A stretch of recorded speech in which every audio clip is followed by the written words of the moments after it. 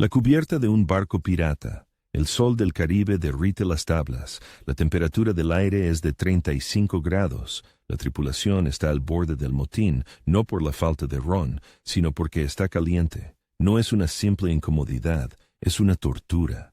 En la bodega, bajo la cubierta al rojo vivo, la temperatura podía alcanzar los 50 grados. El ron no estaba tibio. Estaba ardiendo, como el té, y en ese momento el capitán saca un barril que al tacto se siente fresco.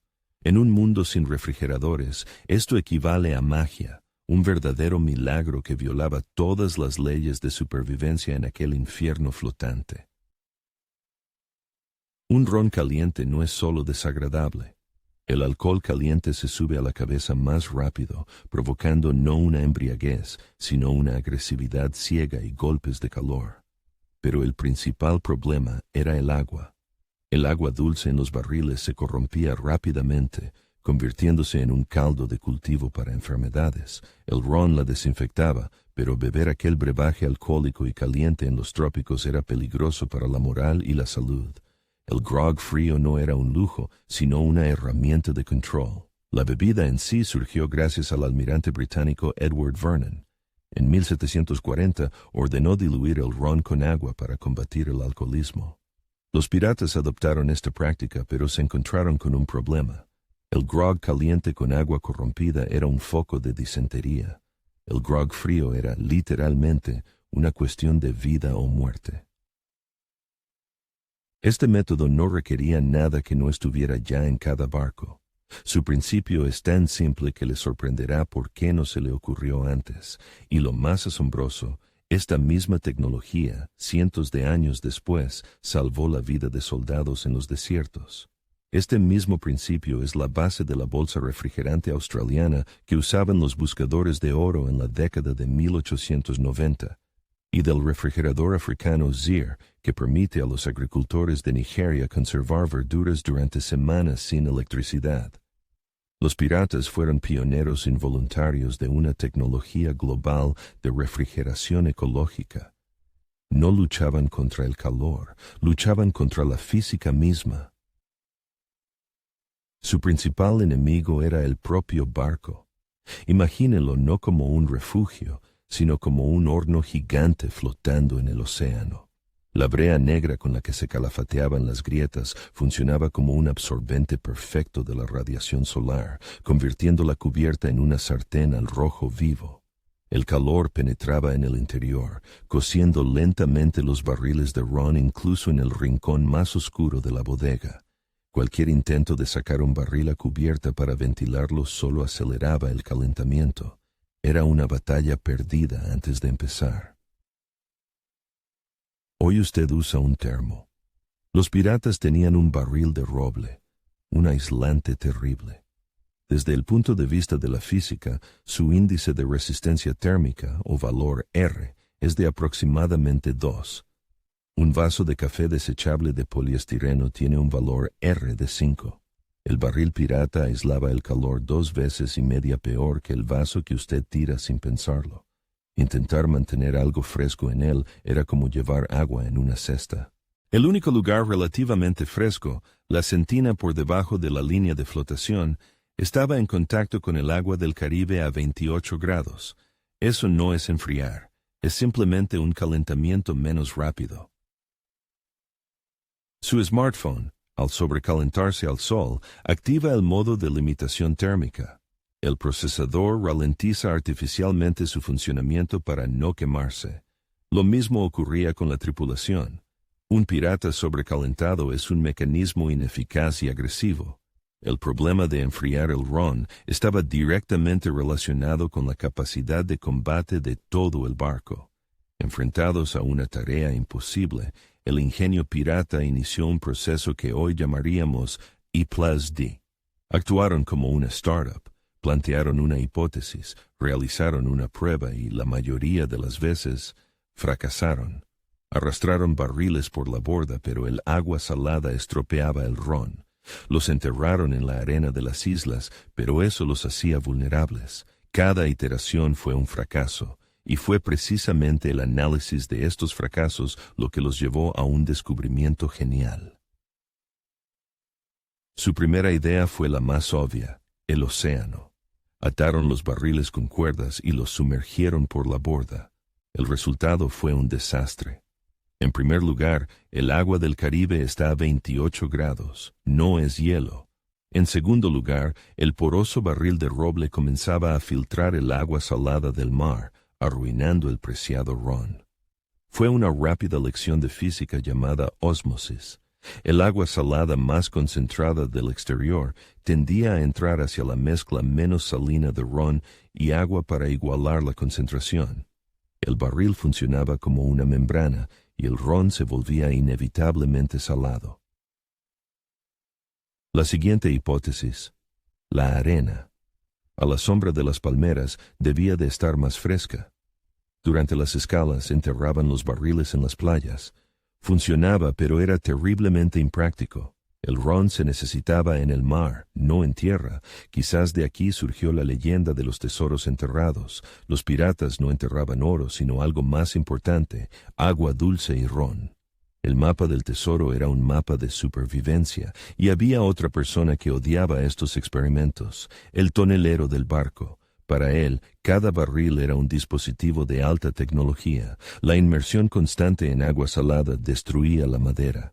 El ciclo de mojado y secado alteraba la geometría de las duelas de madera, debilitaba la tensión de los aros y provocaba fugas. Pedirle que sumergiera los barriles en el mar era como pedirle hoy a un administrador de sistemas que riegue los servidores con agua para enfriarlos. Todos estos métodos compartían un error fundamental. Intentaban encontrar algo frío y poner el barril en contacto con ello. Era un intento de resolver el problema mediante la conducción, la transferencia de calor por contacto directo. Pero la solución residía en la transición de fase. Buscaban el frío como un objeto, cuando debían buscarlo como un proceso. Ese fue el momento de la revelación genial. ¿Alguna vez has salido del mar en un día de viento? Siente frío, aunque el aire esté cálido. Esa es la clave. Cuando el agua se evapora de una superficie, se lleva el calor consigo. Este proceso se llama enfriamiento por evaporación. Los piratas notaron que una lona mojada al viento se sentía helada al tacto. Solo quedaba aplicar este principio al barril. La física de este proceso es asombrosa. Para evaporar un solo gramo de agua se necesitan unas 540 calorías de energía térmica. Es lo que se conoce como calor latente de vaporización, cada gota de agua que se evaporaba. De la tela funcionaba como un refrigerador microscópico, llevándose consigo una enorme carga de calor. Su organismo utiliza exactamente el mismo mecanismo. Usted suda. El sudor se evapora de la piel, enfriándola. Los piratas, en esencia, hicieron que el barril de ron sudara. Crearon para él un sistema de sudoración artificial y hipereficiente. Era un exoesqueleto de sudor hecho de lona que funcionaba mucho mejor que la piel humana. Para el refrigerador pirata se necesitaban solo 3 cosas que abundaban en el barco: la superficie porosa del propio barril, una mecha en forma de un trozo de vela vieja y un catalizador, un flujo constante de aire. El viento era la santísima trinidad de la refrigeración de baja tecnología, y el lugar más eficaz no era simplemente en el mástil, sino en la zona de flujo turbulento detrás de la vela. Allí, el viento no solo soplaba, sino que se arremolinaba, arrancando la humedad de la tela a la máxima velocidad, como un mini tornado. En una escala de ingenio pirata del 1 al 10, donde 1 es beberse el ron de inmediato antes de que se caliente y 10 es inventar el freón, este método es un sólido 9. No requiere la creación de nuevas tecnologías, sino una combinación genial de elementos ya existentes. Hoy en día esto se llamaría jugad o innovación frugal. Es un término indio para designar soluciones ingeniosas y no convencionales creadas con medios improvisados. Los piratas del siglo XVII fueron pioneros de este enfoque, que ahora se estudia en las escuelas de negocios. Conocer el principio es la mitad del trabajo. La otra mitad es perfeccionar la tecnología. ¿Cómo lo hacían exactamente? ¿Cuánto tiempo les llevaba? ¿Y a qué precio se conseguía esa frescura? Ahora verá el protocolo paso a paso Diablo del Mar. ¿Por qué Diablo del Mar? Porque el barril, envuelto en un paño oscuro y húmedo, balanceándose en lo alto de una verga en la niebla, de lejos parecía un hombre ahorcado, provocando un terror supersticioso en otros barcos. No era solo un refrigerador, sino un elemento de intimidación psicológica. No usaban un enorme barril de barco, sino un barril pequeño, un anchor, o incluso una vasija de barro. Cuanto menor es el volumen, más rápido se enfría. Todo es cuestión de la relación entre la superficie y el volumen. Es como intentar enfriar una patata grande o la misma patata cortada en cubos. Los cubos se enfriarán decenas de veces más rápido. Si el barril estaba embreado, su superficie se lijaba a propósito para hacer la madera porosa. Fue una jugada genial y contraintuitiva. Arruinaban deliberadamente la impermeabilidad del barril para mejorar su conductividad térmica. Luego, el barril se envolvía firmemente en varias capas de lona vieja y se empapaba abundantemente con agua. Agua dulce, concretamente. No era una simple preferencia, sino una necesidad científica. En primer lugar, la sal del agua de mar obstruiría los poros de la tela y la madera, convirtiendo un sistema eficaz en una compresa inútil. En segundo lugar, los cristales de sal son higroscópicos, atraen la humedad del aire, ralentizando la evaporación. Usar agua salada era como intentar secar la ropa en un baño de vapor. El gasto de la preciada agua dulce era una inversión consciente y calculada en el resultado. Este capullo no se dejaba en la cubierta. Se colocaba en una red de malla y se izaba a las vergas o a los obenques, donde el viento no solo era fuerte, sino lo más rápido posible.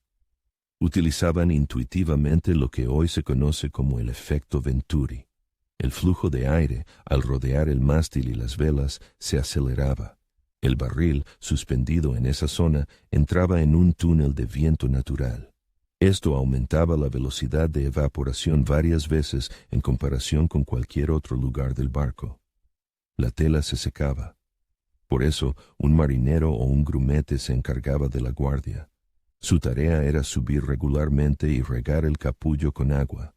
Era un termostato viviente que mantenía el sistema funcionando manualmente. Tras varias horas de este procedimiento, la temperatura del ron bajaba 10 o incluso 15 grados. En las condiciones de calor y baja humedad del Caribe, este era un resultado absolutamente real y físicamente alcanzable. Obtener una bebida a 20 grados cuando el aire estaba a 35 era una victoria absoluta sobre la entropía. Y ahora imagine el final. Sobre la cubierta al rojo vivo, entre una tripulación agotada por el calor, desciende del mástil un barril empañado. De él emana una brisa fresca. El capitán sirve una jarra y el grog que contiene no quema la garganta, sino que refresca. No era una simple distribución de bebida, era una demostración de control sobre los elementos. Es el equivalente a que hoy, en su oficina, durante un apagón y una ola de calor de 40 grados, su jefe apareciera con un aire acondicionado a baterías. Instantáneamente deja de ser solo un jefe. Se convierte en un líder. Pero este gesto de liderazgo era solo la punta del iceberg. Muy pronto, los piratas comprendieron que el verdadero premio de este invento no era el ron, sino el agua. El agua enfriada no solo calmaba la sed, parecía más limpia, más fresca, lo que psicológicamente animaba a la tripulación a beber más y evitar la deshidratación. Pero el efecto principal estaba oculto a la vista. En el agua fría, las bacterias se multiplicaban más lentamente. Según la regla de Van Hoff, la velocidad de la mayoría de las reacciones biológicas se duplica con cada aumento de 10 grados en la temperatura. Al enfriar el barril de 35 a 25 grados, los piratas, sin saberlo, ralentizaban el crecimiento de la microflora mortal aproximadamente a la mitad. Presionaban un botón invisible de cámara lenta para la descomposición del agua. El mismo principio salvaba vidas de una manera aún más directa. A un marinero con fiebre o un golpe de calor se le acostaba en una hamaca en el lugar más ventilado de la cubierta y se le cubría con una sábana mojada. La evaporación funcionaba como un intercambiador de calor de emergencia, bajando eficazmente la temperatura corporal. Era una reanimación primitiva que a menudo era la única oportunidad de sobrevivir. Sorprendentemente, este protocolo todavía se considera uno de los más eficaces en la medicina de urgencias.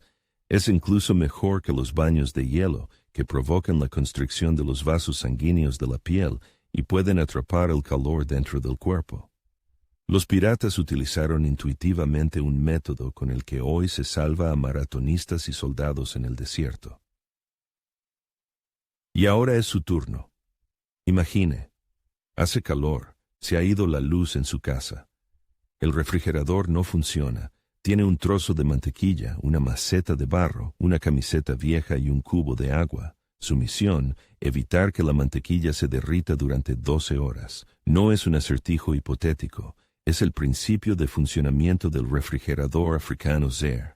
Espero sus protocolos de supervivencia paso a paso en los comentarios. Esta tecnología no murió con los piratas. Es como una eterna canción popular. La melodía es la misma, pero la letra cambia. Aquí está la vasija del desierto africano Zaire. Aquí, la bolsa refrigerante australiana Coolgardie que llevaban los buscadores de oro. Aquí, los enfriadores de arcilla modernos que funcionan sin un solo vatio de energía. Todos cantan la misma canción sobre la evaporación que entonaron por primera vez unos marineros desesperados en el mar Caribe. Y hoy, esta melodía resuena en los proyectos de la arquitectura bioclimática más vanguardista. Las fachadas de los rascacielos comienzan a rociarse con agua para enfriar los edificios sin aire acondicionado.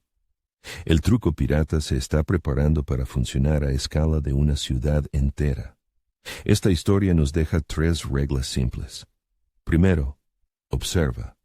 Los piratas no inventaron la física, simplemente se dieron cuenta de cómo funcionaba en una lona mojada y lo copiaron. Segundo, combina. La innovación no siempre es crear algo nuevo de la nada, la mayoría de las veces es un reensamblaje genial de lo antiguo. Un barril, más tela, más viento. Y tercero, las limitaciones engendran el ingenio. La falta de un refrigerador no fue una sentencia, sino un pliego de condiciones. El ejemplo más famoso de este principio, la misión Apolo 13. Cuando explotó el tanque de oxígeno, los ingenieros en la Tierra tuvieron que salvar a los astronautas. Construyeron un sistema de soporte vital con un filtro cuadrado, un orificio redondo, cinta adhesiva y cartón. Trabajaron según la ley pirata. Olvida lo que necesitas, mira lo que tienes. Queda la pregunta principal, para la que no hay respuesta. ¿Qué fue en realidad? ¿Una revelación genial de un capitán que observó una ley natural? ¿O pura casualidad? Alguien simplemente arrojó un trapo mojado sobre un barril y los demás lo imitaron sin entender la esencia. Es una elección entre 2 visiones de la historia. La teoría del gran hombre, donde un genio solitario cambia el mundo, o la propiedad emergente de un sistema, donde el descubrimiento nace del caos y se consolida por la experiencia colectiva. Escriba en los comentarios una sola palabra: revelación o casualidad. A veces, las mejores tecnologías no requieren electricidad, solo ingenio. La fuente de energía para este refrigerador no era el carbón ni el átomo. Era energía eólica, 100% renovable. Los piratas crearon un refrigerador de energía verde 300 años antes de que se convirtiera en mainstream.